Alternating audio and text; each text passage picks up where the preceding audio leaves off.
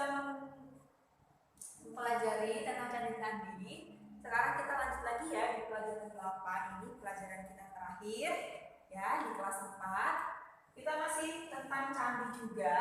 Jadi di sini materinya yaitu menghargai candi Buddhis ya, atau merenungi candi Buddhis. Kalian bisa buka halaman 126. Merenungi candi Buddhis. Mari kita bayangkan kehidupan pada zaman candi-candi Buddhis yang dibangun di Indonesia, yaitu pada abad ke-8 sampai abad ke-13. Pada zaman itu tidak ada teknologi canggih yang bisa membangun bangunan tinggi dengan cepat seperti sekarang. Tidak ada semen, tidak ada listrik, apalagi alat-alat berat dan canggih. Namun, bahkan orang pada zaman modern pun mengagumi kehebatan para pembangun candi pada zaman dahulu.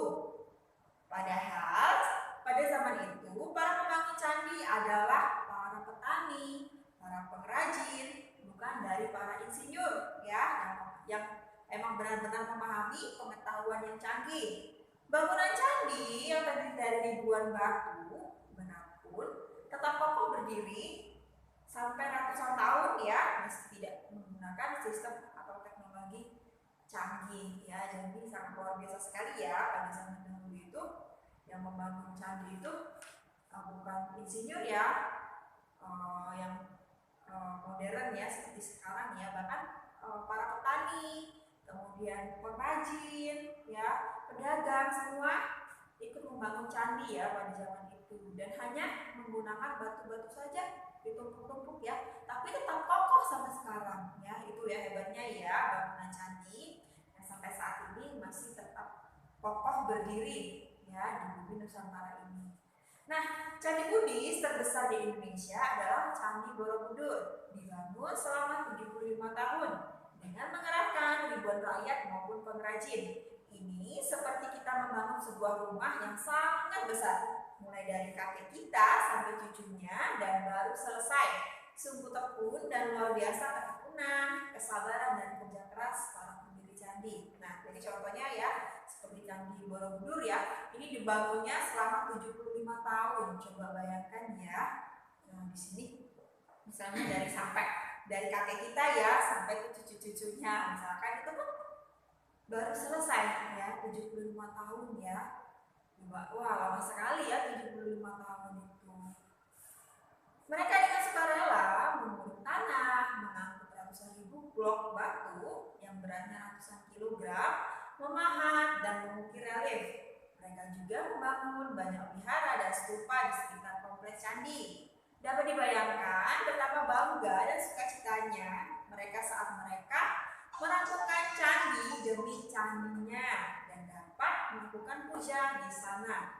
Mereka melakukan dengan penuh keyakinan kepada Buddha dan Dhamma. Ya, jadi mereka melakukannya dengan sukarela, dengan penuh sukacita, ya, tanpa terbebani. Ya, jadi ratusan orang ini dari para petani, pengrajin, pedagang, ya semuanya ikut berpartisipasi membangun candi candi-candi di Indonesia ini ya. Mereka dengan sukarela, ya, dengan sukacita mereka membantu dalam pembuatan candi. Setelah candi selesai, mereka memakainya sebagai tempat berdoa, belajar dhamma, berziarah, dan bahkan hingga sekarang menjadi tempat meditasi dan menyepi. Para raja dan bangsawan pun belajar cara memerintah dengan bijaksana dari berbagai kisah di relief. Rakyat belajar mengenai hukum karma, dan kisah Buddha dari ukiran di relief. Lalu pada puncak kejayaannya, ribuan orang dari luar negeri datang mengagumi dan bersemadi di candi. Para biku tinggal di kompleks wihara di sekitar candi. Nah, jadi setelah candinya selesai ya, Candi Borobudur ini selesai, dan candi-candi lainnya selesai.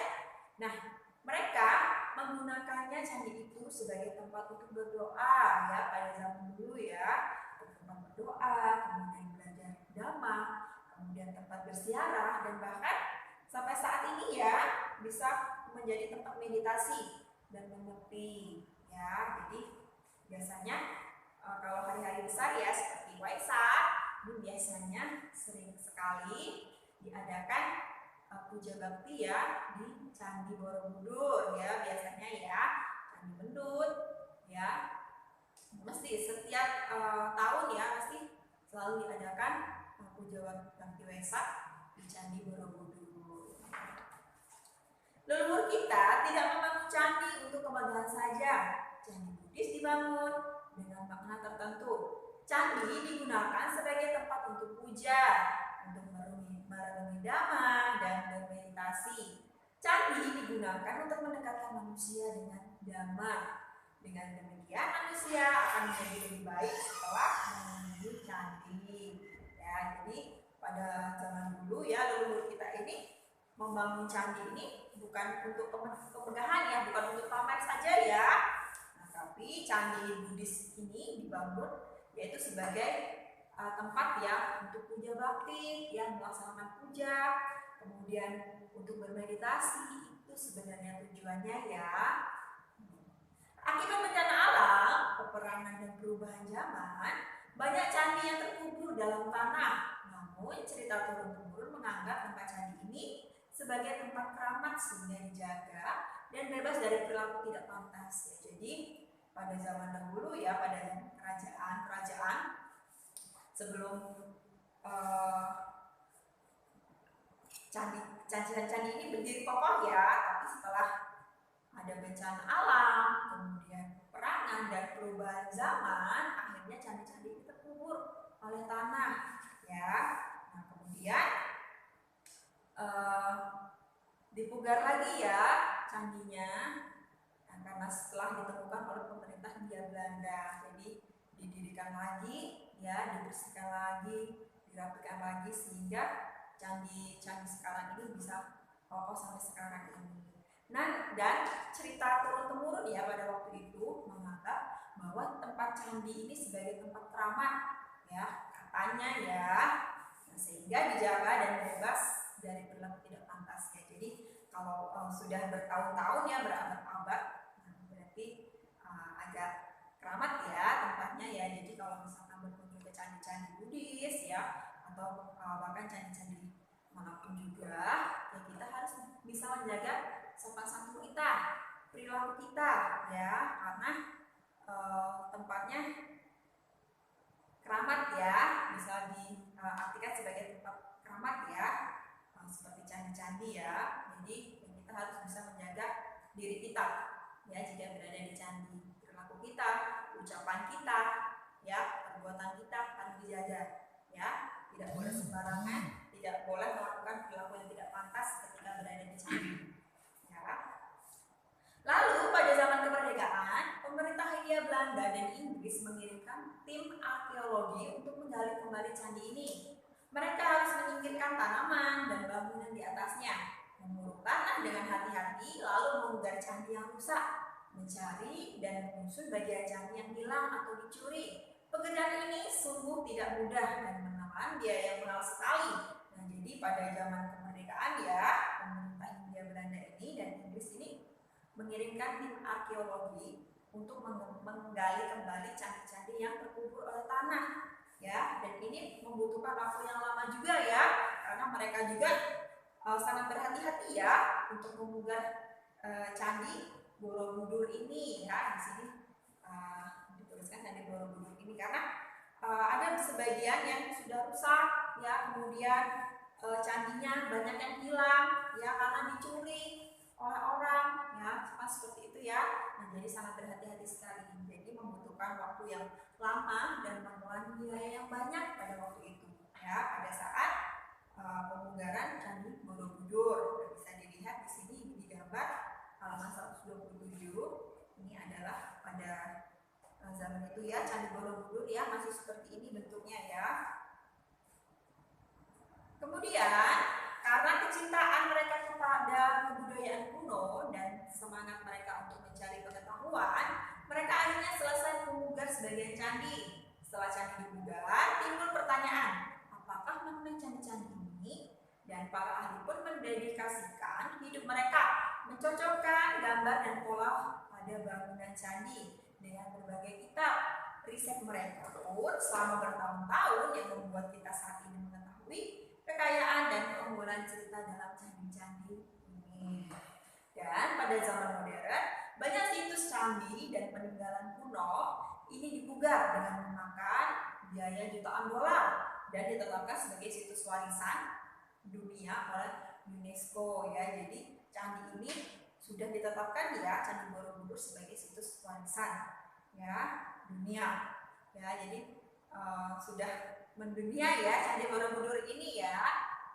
Puluhan ribu hingga jutaan turis datang setiap tahun untuk mengagumi candi-candi ini. Kita juga harus bangga bahwa Indonesia adalah negara yang warganya mencintai toleransi di antara umat beragama. Ada banyak negara lain yang malah menutup-nutupi atau meledakkan candi atau peninggalan kuno mereka karena pandangan sempit. Dan jadi kita sebagai warga Indonesia harus bangga ya, karena warisan budaya yang sudah mendunia ya, seperti contohnya adalah Candi Borobudur ya. Kita sebagai umat Buddha harus bangga ya, wah ternyata Candi Borobudur ini sudah mendunia ya, sudah menjadi warisan dunia ya oleh UNESCO ya.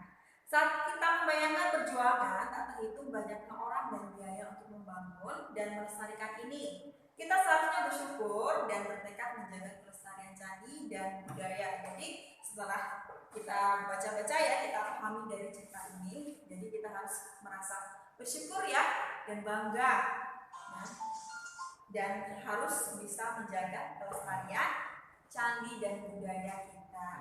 Ketika menyaksikan anak-anak sekolah dan guru mereka datang untuk belajar, bertamasya dan menikmati suasana dan sejarah candi, kita diingatkan betapa berharganya perdamaian serta mencintai perbedaan budaya ini.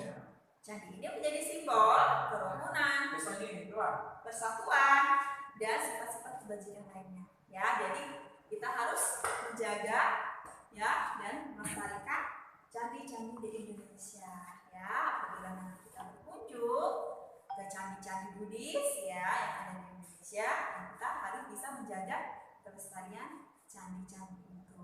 Ya, oke, itu saja untuk materi ini, tidak ada tugas ya. Jadi nanti kalian baca kembali materinya dan teacher akhiri. Selamat pagi.